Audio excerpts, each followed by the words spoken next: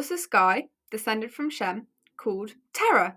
That's Terah, not Terror. He had 3 sons, Abram, Nahor, and Haran. But Abram is the one we care about. He's who you can see.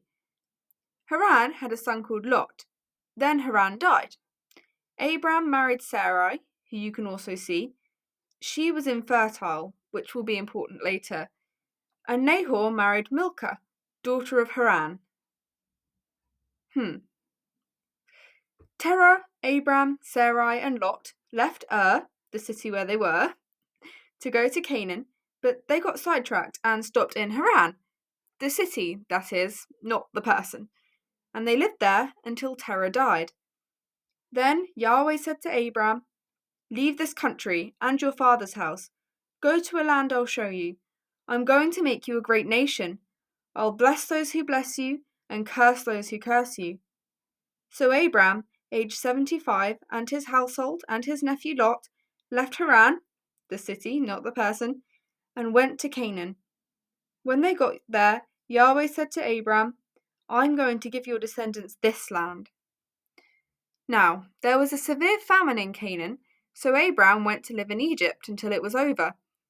When they were almost there, Abram said to Sarai, "You are very beautiful.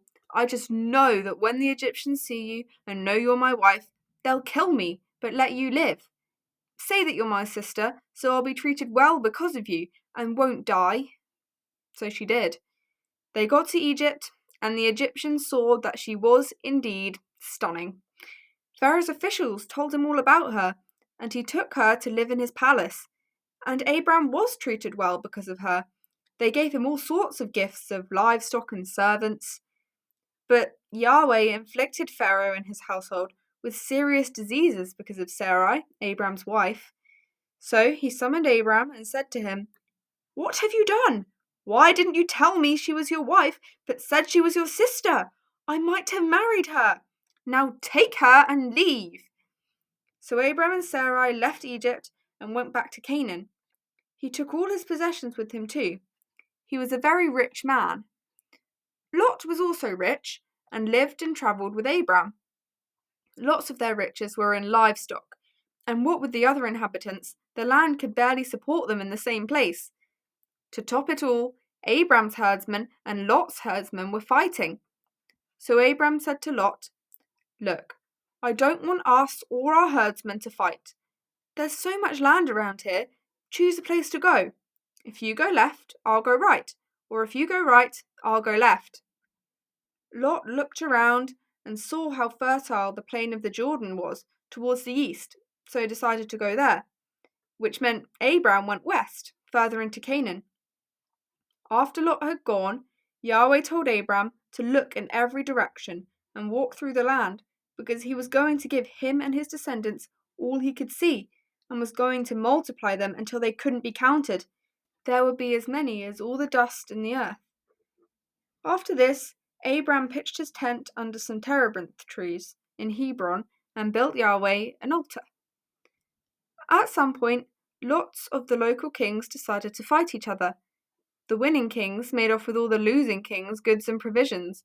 They also took Lot and all his possessions as well. One man who'd managed to escape ran and told Abram, who was minding his own business under the trees, what had happened. Abram armed, specifically, 318 of his servants, and with his allies chased after them. He attacked by night, won, and recovered Lot and his possessions. As the king of Sodom and his cronies, who had been the losing kings, came to meet Abram, Melchizedek, king of Salem and priest of Yahweh, met Abram and blessed him, and he gave him a tithe. Then the king of Sodom said to Abram, "Hey, give us our people back, but you can keep all our goods." But Abram said, "No, I swore by Yahweh, the Most High, that I wouldn't take anything that belonged to you, not even a piece of thread or a sandal strap, in case you boasted, 'I made Abram rich.' So I'll take nothing except the food we've already eaten and something for my allies." After this, Yahweh came to Abram in a vision. He said, "Don't be afraid. I am your shield. your protection, and your exceedingly great reward." But Abram said, "Lord Yahweh, what else can you give me, seeing I'm childless, and my servant Eliezer of Damascus is my heir?" Yahweh said to him, "He won't be your heir. A son, your own flesh and blood, from your own body will be your heir. Go outside and look up at the sky. Count the stars if you can. That shall be the number of your descendants." And Abram believed him, which pleased Yahweh. Then he said to Abram, "I am Yahweh, who brought you out of the city of Ur to give you this land." Abram said, "Lord Yahweh, how will I know that I'll inherit it?" Yahweh said, "Bring me a 3-year-old heifer, a 3-year-old female goat, a 3-year-old ram, and a turtle dove and a young pigeon." So he brought them, cut them in two, apart from the birds, and set the pieces opposite each other. Abram kept watch over them and chased away the birds who tried to scavenge them. At sunset, Abram fell into a deep sleep, and he felt a great darkness and dread and terror. Yahweh said to him, "Your descendants will be foreigners in a land that doesn't belong to them. They will be slaves and badly treated for 400 years. But I will judge that nation, and your descendants will leave with many possessions. As for you, you will live a long life and die of old age in peace. In the 4th generation they shall return here, because the sin of the Amorites has not yet reached its height." When it was dark, a smoking fire and burning torch passed between the pieces of the animals. On the same day, Yahweh cut a covenant with Abram, promising to give his descendants all the land from the river in Egypt to the river Euphrates. Now, Sarah was getting frustrated that she couldn't have children. She had an Egyptian slave called Hagar. Sarai said to Abram, "As I can't have children, sleep with Hagar. Any children she has will be like they were mine." So Abram did.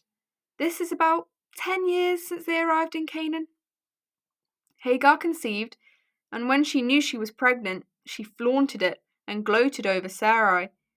Sarai complained to Abram, and he just said, "She's your slave. Do what you want with her." So Sarai mistreated Hagar until she ran away. The angel of Yahweh found her by a spring in the wilderness and said, "Hagar, slave of Sarai, where have you come from and where are you going?"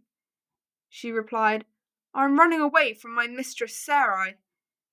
The angel of Yahweh said, "Go back to her and obey her. Your descendants will increase so that they will be too numerous to count." He also said to her, "You are pregnant and will have a son. Call him Ishmael, which means God hears, because Yahweh has heard your misery. He'll be a wild man. He will fight everyone, and everyone will fight him, and he will live in hostility with his brothers." Then she called Yahweh El Roi, the God who sees, and the spring where she was, Bir Lahai Roi, which means well of the one who lives and sees me. Bit of a mouthful. Hagar did have a son, who they called Ishmael. Abram was 86 when he was born. When he was 99, Yahweh appeared to him again, saying, "I am Yahweh, be holy. I will make a covenant with you and multiply you a lot." And Abram fell on his face, whilst God said, "As my covenant is with you and your father lots of nations, your name is no longer Abram, which means exalted father, but Abraham, which means father of many.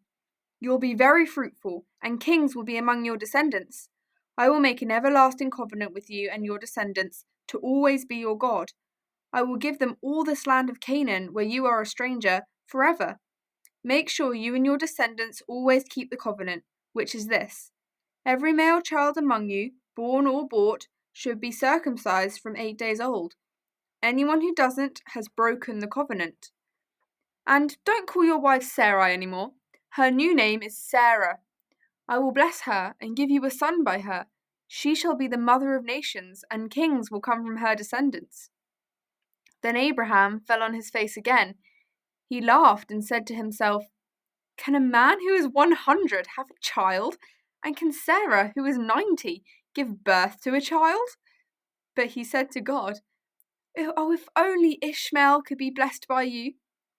"No," God said, Sarah will bear you a son. Call him Isaac, which means laughter. It will be him and his descendants I'll make my covenant with. As for Ishmael, I hear you. I have blessed him. He will father 12 princes and become a great nation.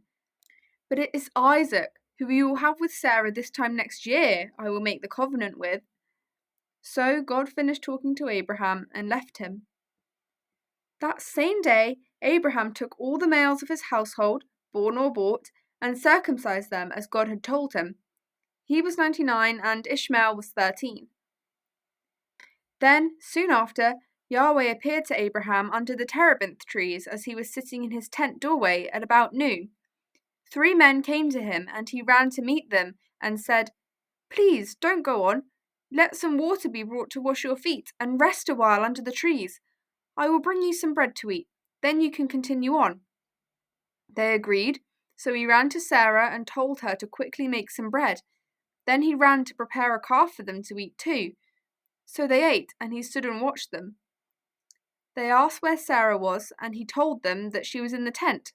One of them, who was Yahweh in disguise, said, "I will return about this time next year, and Sarah will have a son." Now, Sarah was eavesdropping behind the tent door. When she heard this, and thought about how old they were, she laughed to herself and thought, "Shall I have that pleasure now we're both too old?"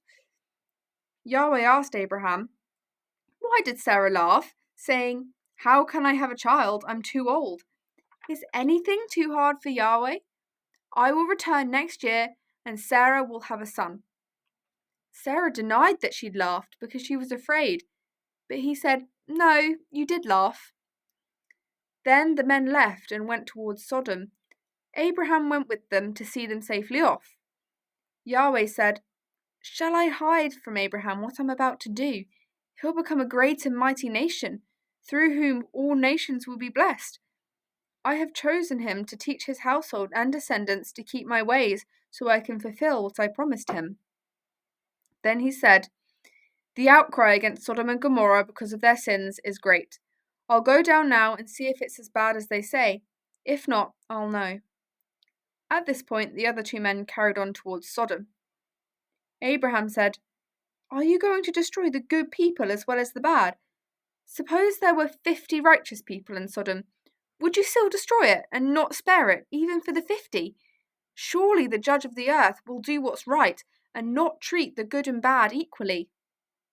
So Yahweh said, "If I find 50 righteous in Sodom, I will spare it for their sakes." Abraham then said, "Now that I, who am made of nothing but dust and ashes, have been so bold as to speak to the Lord, supposing there were only 45 righteous, would you destroy the city for the lack of 5? And he said, "If I find 45, I won't destroy it." Abraham said yet again, "Supposing there were 40 found?" "I won't do it for the sake of 40. Don't be angry with me, but how about if there were 30? "I won't do it if I find 30. "As I'm being so bold, what if there are only 20? "I won't destroy it for 20. "Please don't be angry. Let me speak just once more. Suppose there were only 10. "I won't destroy it for the sake of 10. After that back and forth, and with that established, they parted ways.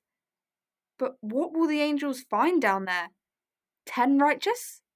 Or less?